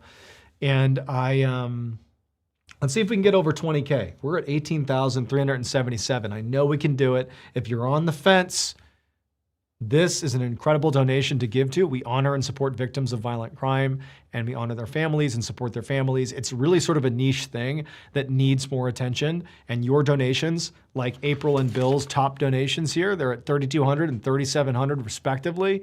Their money is going to go out the door literally to people like Buck Blodgett and to other people that I've told you about. Like, that's how this works. Donations coming in the door, unlike many other organizations, literally go out the door to support the cause. So we can do that because Ballen Studios is supporting or subsidizing the overhead of MrBallen Foundation, and that's important to us. We want your donations to go out the door. QR code on screen, and also you can donate by clicking the link in the comments pinned at the top. What was I talking about? I was trying to be clever and go in and out. Oh, 9/11. So I read a first-person perspective of being in the Twin Towers, someone who was in the Twin Towers, and they got out basically right as it collapsed. His name was Mike. I believe his name was Mike. I'm sorry, Mike, if you're watching this. I'm almost positive that's your name. Anyways, Mike, I reached out to Mike and I said, your story that you wrote up or somebody wrote on your behalf, it was really moving. I mean, it was... there's been so many accounts of what happened on 9/11 from so many perspectives, but this was like really actually at ground zero, like inside of the building, really high up when it happened. And his account was just so moving. I reached out to him and he was really hesitant to share the story with me. I think because he was like, so this random YouTube guy is gonna like tell my story that's like my life, it's my family's story, it's tragedy, it's horrible.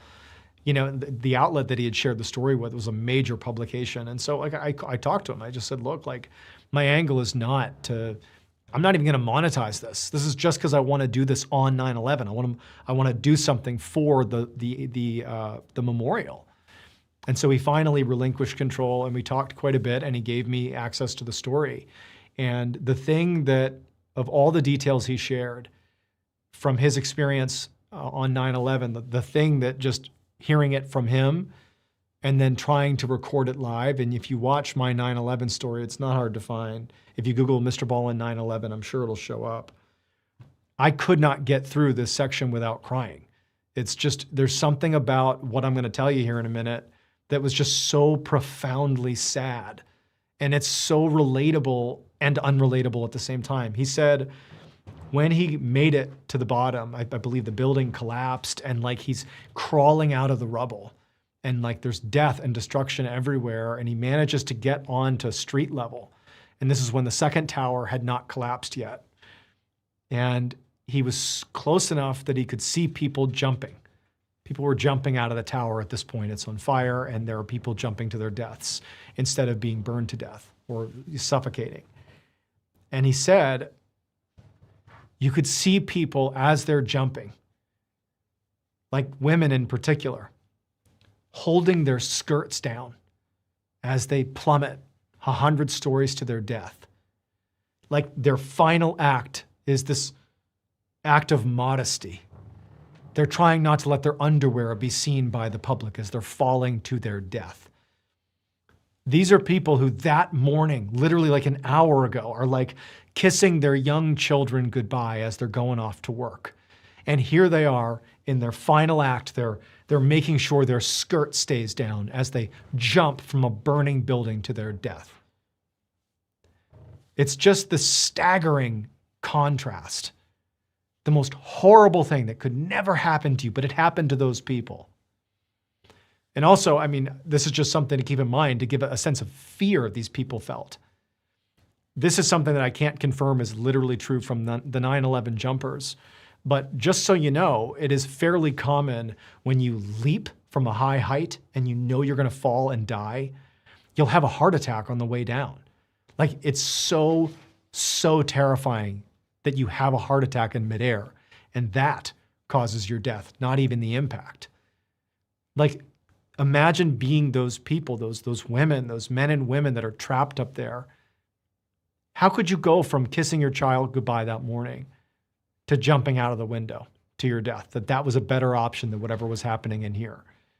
It's just unbelievable. And in fact, I mean, no matter what you think about politics, no matter what you think about the conflict in the Middle East, I remember watching 9/11 when I was in 7th grade. And it is absolutely a huge reason why, when I was old enough, I joined the military. You know, it's like there's a lot of things to say about the military, or I should say there's a lot of things to say about the conflict in the Middle East. And I'm not even necessarily saying I'm fully in support or otherwise. But from a sort of spiritual standpoint, I felt like I can never, I must stand up and defend our country because we can never let this happen again. And even though it's unclear if that was what we were accomplishing overseas, I think about those people who jumped out of the building, those mothers and fathers, sisters and brothers. And I think about what Mike said, and he described tearfully these people holding their clothes down in that final act of modesty. And it just breaks my heart, you know? And it's why, you know, I joined the service, and it's a huge part of it. And it's also why the MrBallen Foundation is so important in what we do. It's those people that are faced with those horrible decisions who either live through it or they don't, and their families are left carrying the incredible emotional baggage. The MrBallen Foundation is trying to make that wretched pain and grief more manageable for the people that desperately need it. And so on this Giving Tuesday today, there's a QR code on screen. There's a link in the description. If you wanted to give, now's the time. We're already at nearly $20,000 raised on this stream. That's incredible. Let's see here. We have a few more that have come in. We have Stacy Bagnoli, Lisa Mora, Julie Johns, and Jennifer Prescott, all $100 each. Let's see if we can knock this out. April? Oh, April. Would you just, again? $500 from April? April and Bill are now tied, I believe. Holy cow, dude. Bill and April, this is your 6th donation. We got to send her some swag, man. And don't forget about Charles Rigo. Yeah, and I think right now our top 2 donors are April Kleinfelter and Bill. What's Bill's Rattler? Rattler, because I wanted to call him Ratecliffe, like Daniel Rateliff. No, I know. I'm saying I immediately went to Daniel Radcliffe, the actor from Harry Potter. Bill Rateliff and April Kleinfelter are our top 2 donors right now. There's a load of amazing donors out there. But not only will one of you get the shirt, but I'm going to send you both some personal swag, a personal gift box. This was not planned. I'll send you guys some cool stuff because this is crazy. And if anybody else wants to join April and Bill, maybe throw a couple $1,000s down and push us over the $25,000 mark, and I'll send you some special custom swag. In fact, let's just call it what it is. If you donate at least $3,000 aggregate to this stream, you will receive, and I won't even tell you what it is, you're going to receive some custom, legit, like from me to you swag. I'll probably give you a phone call too. So if you're already in the couple $1,000 territory, push yourself into the 3K mark, and you get the custom gift that only you guys will know about. I don't even know what I'm going to put in it, But I'm going to find some cool stuff. I'm very good at gifting. Dylan Hale, thank you very much for the $100 gift. Dylan Hale. What did you say? One of your recording flannels. Oh my God. Okay, we have a gift. I will give anybody who donates at least $3,000 one of my game-worn jerseys. We have... Any of the roll the rack. Huh? Roll the rack. Okay, I'll roll the rack over. So this is the jersey stack, okay? And there's actually quite a few more, but we've never done this. You'll get a real, actual one that I've worn in a video. So you'll get an official MrBallen flannel, in addition to whatever else we want to throw in there. That will not be it. Daniel Sepulveda, $100. Thank you very much. We are so close to $25,000 here. We're at $21,000. If you give 1600. another one, Charles Rigo. Charles Rigo. Charles, I think he just got it. So he had 16. That puts him in the 3,000. If you're in the 3,000 club, you're getting a game-worn jersey. And you're getting a custom box from me. And a phone call. Yeah, he's at 32. All right, so Charles Rigo, who had already given, I think, 1,600. Yeah, he's at 32. He's now in the 3,000 club. We got to make a way to write this out. Can you make a 3,000 club and just put it on a piece of paper? So the 3,000 club is an elite club. You're getting a game-worn jersey. And by the way, these are not cheap. These are really expensive flannels. They're awesome. I've tried so many different kinds. These are great. You'll get an actual flannel. I'll make sure I don't wash it so it's nice and gross for you. You get to pick it except for the red one. Yeah. Well, if you donate like $100,000, you can have the red one. I'll switch my color for $100,000. But yeah, what else can we give? I think that's a pretty good incentive. So right now we're at $21,000. If anybody's like, boy, I really want to get that custom swag box and phone call and jersey. Yeah, 5K, we're going to become buddies. We're just going to be chatting on the phone. If you donate $5,000, I might give you my cell phone number. We'll see. We'll see what happens. Maybe we become pals. Swap some stories, you know? Who knows? So much flannel. Bill definitely, so right now our 3K club is April Kleinfelter, Bill Rattler, and Charles Rigo. Big shots. We got a bunch of people who have given 1,000 and 500. You guys are awesome too. You've been duly noted. You're on the shirt, you know? Did I see you at Cracker Barrel from Rodney Rateliff? Now let me ask you, Rodney, are you connected to Bill Rateliff? I don't think you saw me at Cracker Barrel. I've been to a Cracker Barrel or two. Calling you Johnny, Marianne, 7161. Going up again. We're at 21,730. We got to get. I did not expect us to actually hit the 25K mark. We're there. We're about to be there. What else can I offer the people? I wear Crocs. I'll give you a custom pair of my gross Crocs. $5,000. Oh, man. Let's see. What else can I offer? You know, I got some good stuff. So I have, oh, here we go. If you enter the 3,000 Club, along with my friends April, Bill, and Charles, I have a whole storage locker full of my stuff from being a Navy SEAL. I kept a whole bunch of stuff I was not supposed to keep, but I did. I think it's past the statute of limitations now. I got like legit Navy SEAL, like you can only get it if you're a Navy SEAL. I got tops and bottoms. I got like military gear. I got cool gadgets. I'm going to throw some of that stuff in. So if you hit the 3K Club, you're getting some good stuff. Asher Briggs, 600 bones. Asher Briggs. Thank you, Asher. On the board, on the shirt. Asher Briggs.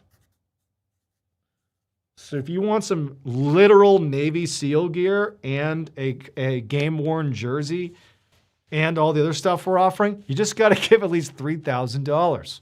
No big deal. That's a joke. That was meant to be a joke. But again, hey, if you're giving to charity this year, This is a 1-for-1 deal. So you get the 501c3 write-off, the tax deduction, and it just goes out the door. It's literally going to the people we support. Asher Briggs. Asher. Can you see this on stream? Yep. Briggs. Dang. Where are we at? 21,730 still? Oh, we're slowing down. Come on, guys. Let's see. What else can we do? What else can we do here? We're doing great, though. This is insane. Over $20,000 raised for the MrBallen Foundation. Let's see. For $3K, can I name a city for you to come tour in and front row seats for that? From KY9263. Actually, good call on KY9263. You want to talk about your bang for your buck here. So this is not announced yet, but the plan is for us to go on tour in 2026, and it's not really. I guess in theory we don't know if it's definitive, but it's very close. We have a plan to be on West Coast and East Coast of the U.S., and if you're in the 3,000 club, you will be granted front row tickets and a VIP meet and greet with me, which I'm reasonably certain is worth quite a bit of money. Not to flex, but I think it's like a few $100s at least. So look at that. It's just paying for itself at this point. You know, if you are a fan of the strange, dark, and mysterious, you want to come hang out with me before or after the show. We go in the green room. We just wear flannels and chat. It's great. Maybe I'll tell you a little story backstage. And then during, and I know there are some people that have been to some of the shows we did last year. If you're in the front row, I can actually see you during the performance. I can't really see anybody else because I'm sort of like, the lights are sort of blinding. But as I know, like Amy Owen, I know she's in here. She's got to be in here. Amy, mega fan Amy. She was at the shows in North Carolina, or one of the shows, and like straight up, she's in the front row. Like I can see you. And when I'm telling a story, it's really easy, or it makes it easier for me to be able to engage directly with the people in the front row. So it would be useful if we had some motivated people who are big fans in the front row. It's a calming thing for me, and I'll probably go back to you and anchor my stories on you all. Who's in the 3,000 club here? Here we go. So it's April and Bill and Charles all killing it. You guys all have front row tickets to a live show. You got the game-worn jersey. You're getting some Navy SEAL swag. We got another, I think, $50 donation going in. No, we don't see those. Okay. Well, here, in the interim, while we wait for hopefully some other people, can we do a graphic? Can we, on the fly, do a $3,000? It's probably too much to ask right now to try to whip up a graphic right now. Let's not do that. Can't do it.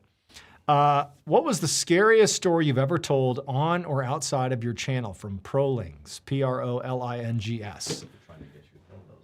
I know it, and they're going to do it. Let's see. Scariest story. I mean, if I'm being real, it's my own personal story in terms of just pure fear factor. That's the story of when I was 16, and it'll take me 45 minutes to tell it, so I can't do it. But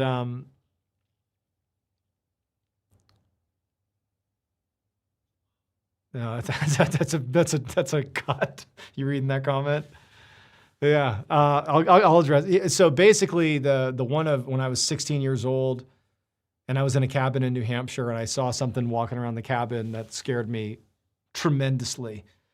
And then from one of our fans, who makes a fair point, and I want to be clear about this. Of course, we have some fanfare around April and Bill and Charles for their sizable donations. But to be clear, the fact that you all are on this live stream, and for anyone who's given whatever you've given, or if you can't give, you're not in a good position to give, that's fine. The reality is, even if you're not donating, just by watching this channel, there is a financial outcome from how many views we get. And some of that money, meaningfully, is given to the MrBallen Foundation. So the whole point is like, you're supporting the MrBallen Foundation, whether you are going full send like April, Bill, and Charles, and that's incredible if you guys can do that, and thank you guys so much for doing that. But even if you're just here, or you've just seen a video in the past that is literally supporting the MrBallen Foundation, and I hope you know enough about me through the internet that it means a lot to me. Like, this whole thing is wild to me. The fact that I have a platform at all is insane to me, and it's cool that together we get to do something like this and raise money for a great cause. Which one are you pointing to? What are your pets' names and you're doing a Christmas video? Lee's Art and Stuff. What are your pets' names, and are you doing a Christmas special video? Pets' names. Well, I have 6 cats, and I have a dog. So my cats are Chewy, Freddy, but we call him Hot Dog, or really I call him Hot Dog. Pop, Honey, Rosie. I'm missing one. There's so many cats. I feed them every day. Chewy, Freddy, Rosie, Pop, Honey, Daisy. There we go. And then we also have my dog, Maggie. And funny story, so we did have a cat, Eddie. He was with us for nearly 15 years. He passed away, unfortunately, this past spring. Lived a great life. But he had a condition called cerebellar hyperplasia, where his brain works fine, but he's like wobbly. He can't quite stand up, can't quite move right. And it really, we adjusted our houses where we lived to accommodate him. But he really lived, basically a normal life. We just, we fed him a little differently, and we had to help him use the litter box sometimes, and we had to like carpet everything in our house. But he was like such a joy and such a great cat to have that when he passed, my wife and my kids and I, we felt like we already are used to taking care of a cat with cerebellar hyperplasia. We've done it for nearly 15 years, and you have to like convert your house to it, basically. And so we sought out 2 kittens with cerebellar hyperplasia, and that is Honey and Poppy, who we call Pop. And they've been such a welcome addition to our lives. Like, we feel like Eddie's spirit is sort of being carried on because in fairness, Eddie was like on the scale of how much does his condition affect him. He was like 50%, let's say, or like 40% affected. Like, you could definitely tell there was something off, but he was like good. He could live his life as normal. Pop is like 30% affected. Like, relative to Eddie, she's like a little bit less. And then there's Honey, who's like 99% affected. She's this beautiful, like Maine Coon looking cat, but she really like can't walk at all. I'm laughing. We love her to death. But like, she needs to be put in the litter box multiple times a day, be cleaned up, be fed. My wife does a lot of this, but I mean, in the morning, I put her in the litter box and I kind of hold her so she can go, and I feed her a type of way. And it's a lot, but it's nice that we have the ability to just care for these animals that sort of get passed over or get euthanized. So anyways, and somebody asked, or Wapacity, MrBallen, can you please tell a new paranormal story? I'll donate and get other people to donate. Funny you say that, because before this stream, we recorded a paranormal YouTube video, a trio. And I think that's coming out in like the first week of January, January 10th. So there you go. I hope that inspires you to donate more money, or to donate, period. And now we're at $28,000. So we've missed several, Antonio. We're at $28,000. So we beat the record, or we beat it. You got another one there. Is it, who we got here? Elias. Elias? Elias. S. Eli S. And what is it? 3,000. 3,000. Oh my God. Eli S. And we have another member of the 3,000 Club. Ooh. What's up?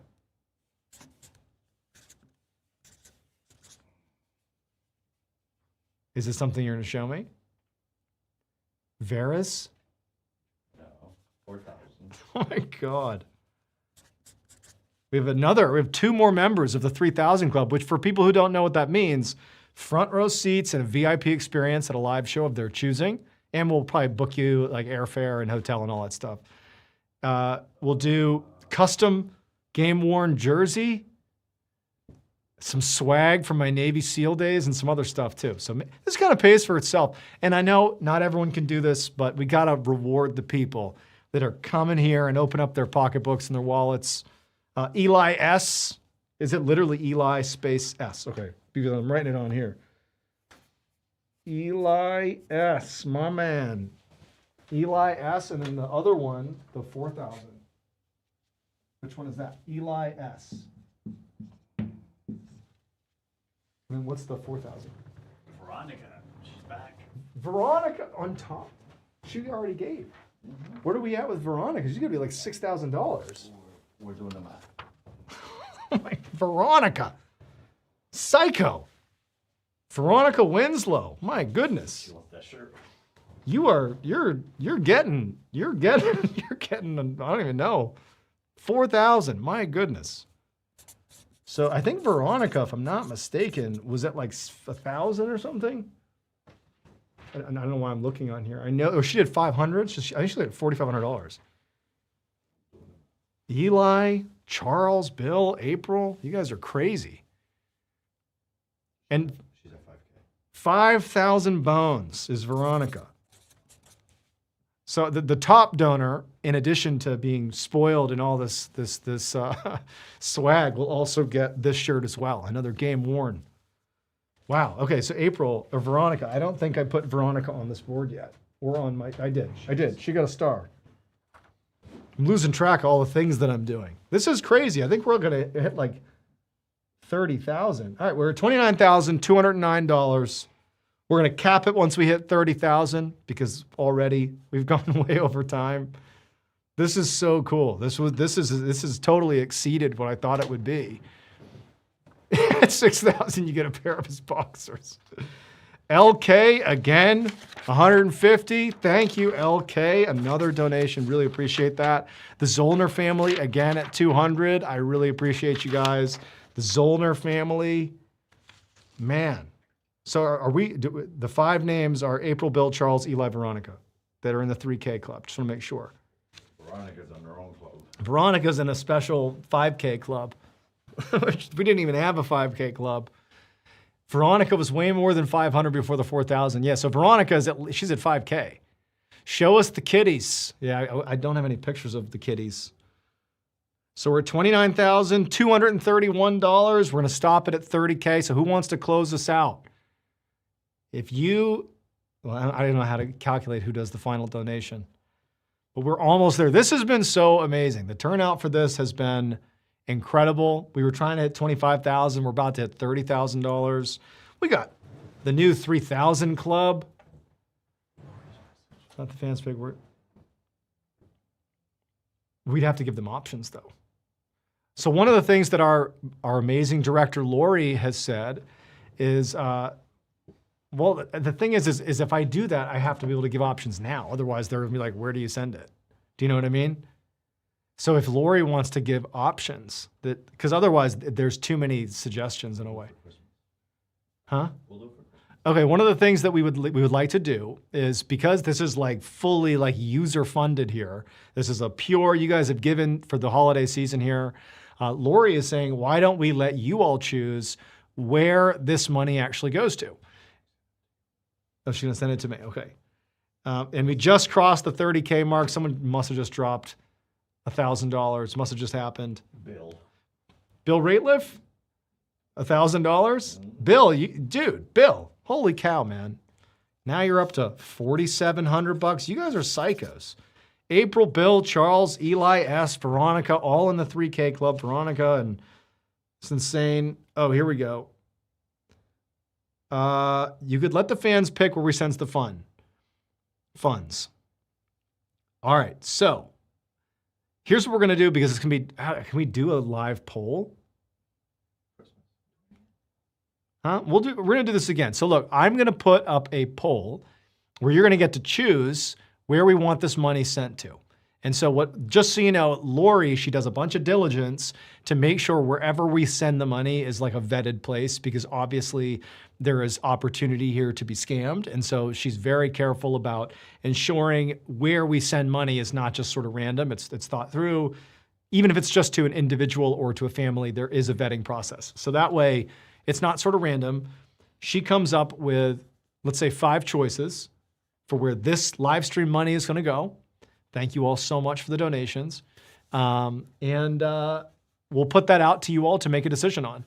And we'll have each of the choices along with sort of a breakdown of what the different locations are. And we'll send the money, but basically by your choice. Nicole Simon, thank you very much. One of the last donors to come in. Thank you, Nicole. And so the choices, we believe, just so you put it out there, is children of homicide victims. This is just letting you know what it's likely going to be. We're going to do a separate post where you can actually vote. But Lori is telling me it is going to be either children of homicide victims, Love is Greater Than Hate Project, that's Buck Blodgett's charity I talked about, experience camps, which I talked about as well. That's for the children of they lost a loved one. Angels in the Outfield, and Room Redux. So I'm going to give descriptions. I mean, children of homicide victims is pretty straightforward. I need a refresher. Lori, you want to give me a quick spin on each of these? Angels in the Outfield and Room Redux. I think Room Redux I can almost certainly speak to. Room Redux, if I'm not mistaken, is a charity that people that have suffered assault of some kind, it often happens like in a place that they would consider safe, like their bedroom, especially for younger people. And Room Redux, if I'm not mistaken, goes in while this child or this person is out, and they completely redo their room, and they like give it a makeover, like a really amazing makeover. Fix it up and make it feel like a safe space again. And apparently it has just tremendous effects on the folks that are, still living in those places. This gives them a sort of new start in a place that no longer felt safe. Gives it a facelift. I'm nearly positive that's what Room Redux is. Angels in the Outfield, I sort of forget which one that does. Also, one of the things that I think is probably a good thing for us to do, people are asking about potentially donating to all 5. What we could do is we could just match donations, Ballen Studios. You know what I'll do? I'll just do this right now on stream. I'll match the donations, and we'll just give it to everybody. So we had $30 some odd thousand.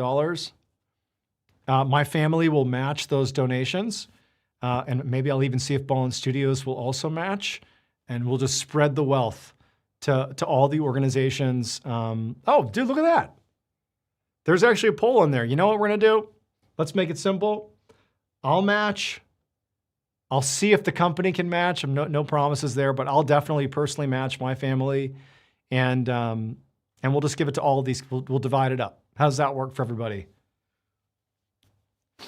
So that means I think that's like almost $100,000 if we do it across the board. Today it's my birthday from Label Isma State. I'm sorry, I don't know what that says. L.A. Bellissima Estate.